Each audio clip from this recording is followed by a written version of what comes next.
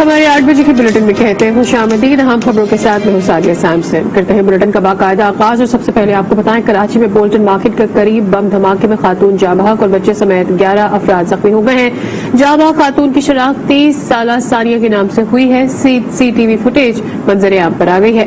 धमाके में police mobile समेत कई गाड़ियों को भी नुकसान पहुंचा। हुकाम के मुताबिक पुलिस मोबाइल को टारगेट किया गया। धमाका खेज मवाद मोटरसाइकिल में नस्ब था। बारूदी मवाद में बॉल बेयरिंग भी इस्तेमाल किए गए।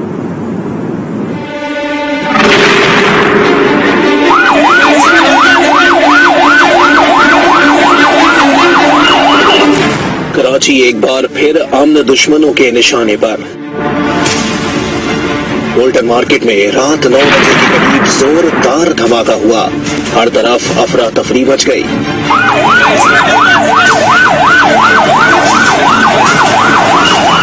धमाके में जाँ बहक खातून का बेटा माँ को उठने के लिए आवाजें देता रहा, लेकिन जख्मों से चूर माँ अपने नन्हे बेटे को जवाब न दे सकी और सानिया दम तोड़ गई।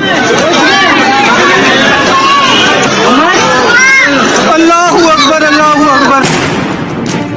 बच्चे समेत मुत्तादिद अफराद जख्मी हुए, जिन्हें अस्पताल मुंतकिल कर दिया गया।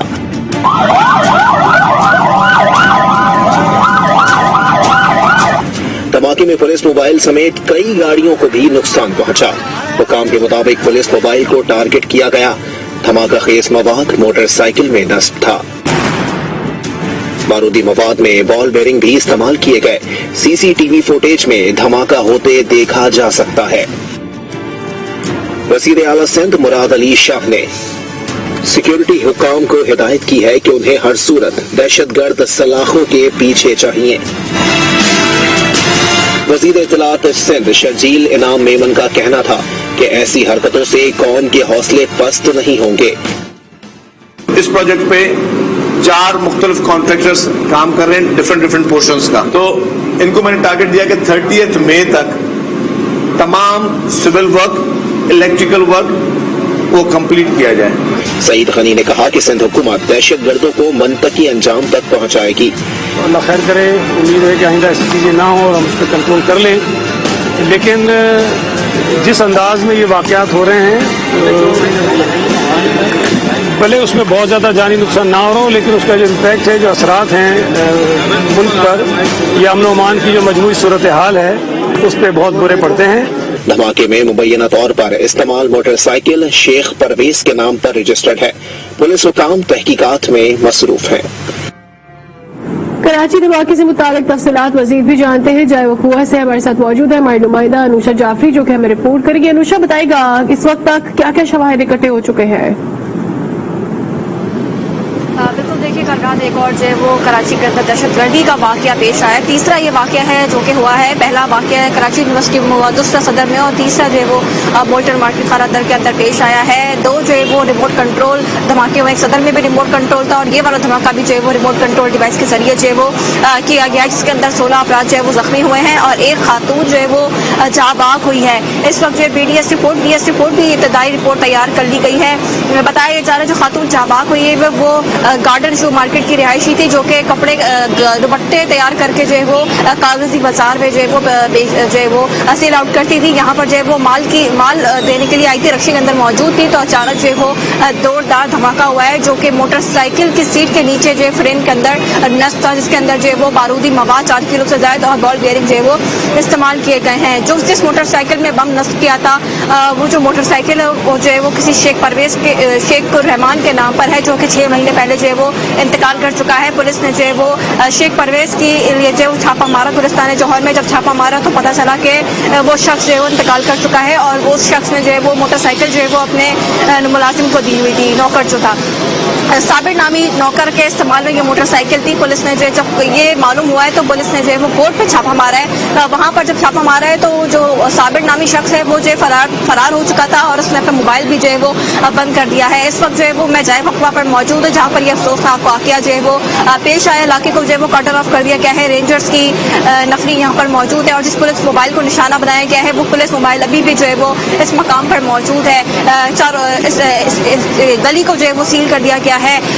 تاحال لیکن ہم دیکھ رہے ہیں جو تفتیشی ادارے ہیں, تفتیشی ذرائع ہیں, وہ اب تک جو وہ صدر میں جو بلاسٹ ہوا تھا ان کے پیچھے جن کا ہاتھ تھا ان کو بھی پکڑ نہیں پائے ہیں, اور اب اس کی بھی تفتیش جاری ہے, کے یو والے بلاسٹ کی بھی تفتیش جاری ہے, اور جو تیسرا دھماکہ ہوا ہے دہشت گردی کا واقعہ, اس کے حوالے سے بھی تحقیقات جو ہے وہ شروع کر دی گئی ہے. لیکن تاحال جو ہے وہ صدر والے میں جو سائیکل میں بم نصب کیا تھا اور ریموٹ کنٹرول ڈیوائس کے ذریعے جو ہے وہ بم سے اڑایا گیا تھا, وہاں پر بھی جو ہے وہ کوسٹ گارڈ کی گاڑی کو نشانہ بنایا گیا تھا. کچھ دن پہلے ہی واقعہ پیش آیا تھا کہ اچانک تیسرا دہشت گردی کا واقعہ جو ہے وہ کراچی کے اندر جو ہے وہ پیش آیا ہے. دہشت گردی کے واقعات بڑھتے جا رہے ہیں, لیکن اس کے باوجود جو ادارے ہیں ان کی جانب سے جو ہے وہ کوئی خاص ہمیں جو ہے وہ کارروائی ہوتی ہوئی نظر نہیں آ رہی ہے. ابھی تک جو ہے وہ تفتیش ہی جاری ہے, لیکن تاحال جو ہے جو ان کے پیچھے ملزمان ہیں جو دہشت گرد ہیں ان کو تاحال جو ہے وہ سلاخوں پر نہیں پہنچایا گیا. جی بہت شکریہ انوشا جعفری, اس کی تفصیلات آپ نے فراہم کی. آگے چل کر آپ سے مزید حاصل کرتے رہیں گے. وزیر اعظم شہباز شریف کی کراچی دھماکے کی مذمت, ملوث عناصر کی جلد گرفتاری کی ہدایت کر دی. وزیر اعظم نے کہا کہ عوام کے جان و مال کے دشمنوں سے آئینی ہاتھوں سے نمٹا جائے گا. صدر مملکت کا قیمتی جانی نقصان پر گہرے دکھ کا اظہار. وزیر داخلہ کا کراچی دھماکے کا نوٹس چیف سیکریٹری اور آئی جی پولیس سندھ سے رپورٹ طلب کر لیں. کیا وزیر اعظم شہباز شریف مشکل فیصلے کریں گے؟ کیا نئے الیکشن کا اعلان ہوگا؟ کیا بجٹ کون بنائے گا؟ ڈالر کی بڑھتی قیمت کیسے کنٹرول ہوگی؟ وزیر اعظم نے تمام اتحادیوں کو آج بڑی بیٹھک کے لیے بلا لیا ہے. اہم فیصلے متوقع ہیں. ایم کیو پاکستان کے رہنما خالد مقبول صدیقی کی وزیر اعظم سے ملاقات. خالد مقبول صدیقی کہتے ہیں کہ عام انتخابات ہی موجودہ مسائل کا حل ہے. پر وقت فیصلے نہ ہوئے تو معاشی حالات مزید ابتر ہوں گے. نیا بجٹ کون بنائے گا؟ پیٹرول کی قیمت بڑھے گی یا نہیں؟ آئی ایم ایف کے مطالبات کیسے پورے ہوں گے؟ ڈالر کی بڑھتی قیمت کیسے کنٹرول ہوگی؟ اشیاء خور و نوش کی قیمتوں میں استحکام کیسے آئے گا؟ نئی انتخابی اصلاحات کے بغیر الیکشن کا اعلان ہو سکے گا؟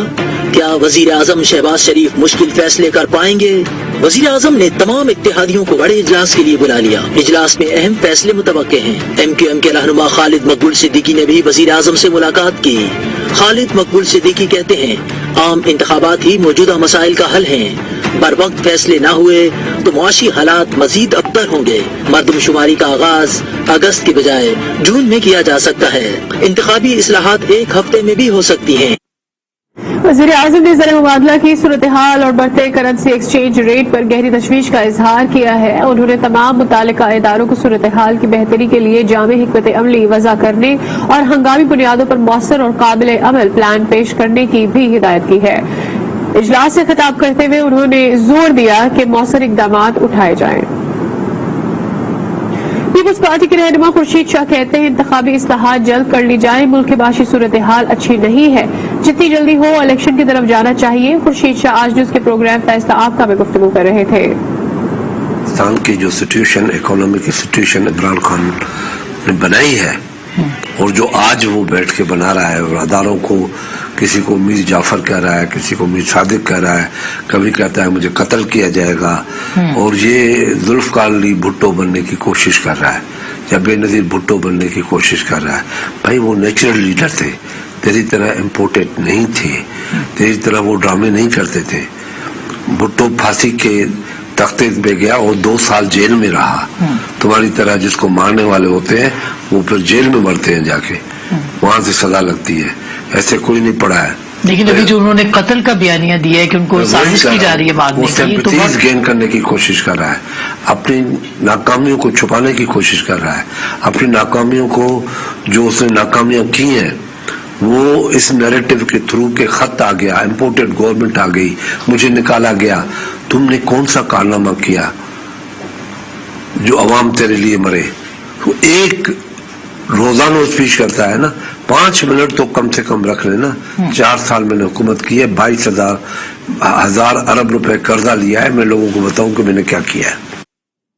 Chairman P T I Imran Khan کہتے ہیں نیا الیکشن ہی تمام مسائل کا حل ہے. سوابی میں جلسے سے خطاب سے بولے کسی صورت چوروں اور ڈاکوؤں کو تسلیم نہیں کریں گے. لوٹے عوام سے نہیں بچ سکتے ہیں. سارے اکٹھے ہو گئے عمران خان کو ہرانے کے لیے. انشاءاللہ ان ساروں کا اکٹھا جنازہ نکلے گا. ہم نے کسی صورت अमरीकों के गुलामों को, चोरों और डाकुओं को हमने किसी सूरत तस्लीम नहीं करना। ये वो लोग हैं जो दो बुतों की पूजा करते हैं, एक है बुत पैसे का और दूसरा बुत खौफ का। ये कभी अपने लोगों के हकूक के लिए, उनके फायदे के लिए, ये कभी अपनी जुबान उनके अपने आकाओं के सामने जुबान नहीं खोलेंगे। इसलिए इनको लेके आए। ये जो ऊपर बैठे हुए हैं ये जानवरों से नीचे चले गए हैं। एक जानवर भी उतना खाता है जितना उसकी भूख होती है, इनका तो पेट ही नहीं भरता।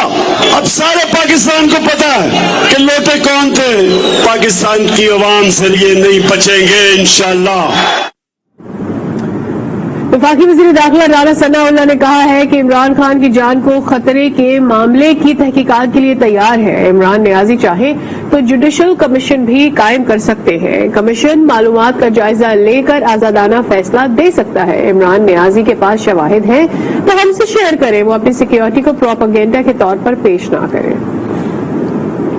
मुल्क में बढ़ती आबादी और महदूद वसाइल, वजारत नेशनल फूड सिक्योरिटी ने खतरे की घंटी बजा दी है। वजारत कौमी ग़िज़ाई तहफ़्फ़ुज़ ने कौमी असम्बली में तहरीरी जवाब पेश किया है। बढ़ती आबादी कुदरती आबी वसाइल के लिए खतरा करार। कहा गया कि कुदरती और आबी वसाइल को बढ़ती आबादी से खतरा है। वजारत नेशनल फूड सिक्योरिटी ने खतरे की घंटी बजा दी। वजारत ने बढ़ती आबादी को कुदरती और आबी वसाइल के लिए खतरा करार दे दिया।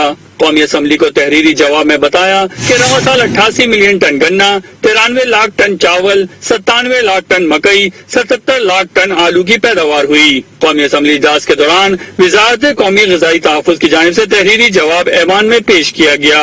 बताया गया कि आबादी में तेजी से इजाफा और महदूद वसाइल मुस्तक़बिल में ग़िज़ाई तहफ़्फ़ुज़ के लिए खतरे का बाइस हो सकते हैं। पाकिस्तान की आबादी में तेजी से इजाफा हो रहा है। 2030 में पाकिस्तान की आबादी 26 करोड़, 2050 में 38 करोड़ मुतवक्के है। मुस्तक़बिल करीब में ग़िज़ाई तहफ़्फ़ुज़ का कोई खतरा नहीं।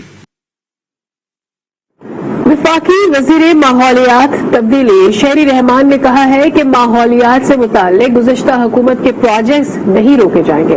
वज़ीर आज़म ने हीट वेव पर इक़दामात का फैसला करते हुए टास्क फोर्स बनाने का हुक्म दिया है। पाकिस्तान दुनिया के 10 ममालिक में शामिल है जिसमें मौसमियाती तब्दीलियां तेजी से हो रही हैं। पाकिस्तान में 30 बर्फानी झीलें मुतासिर हो सकती हैं।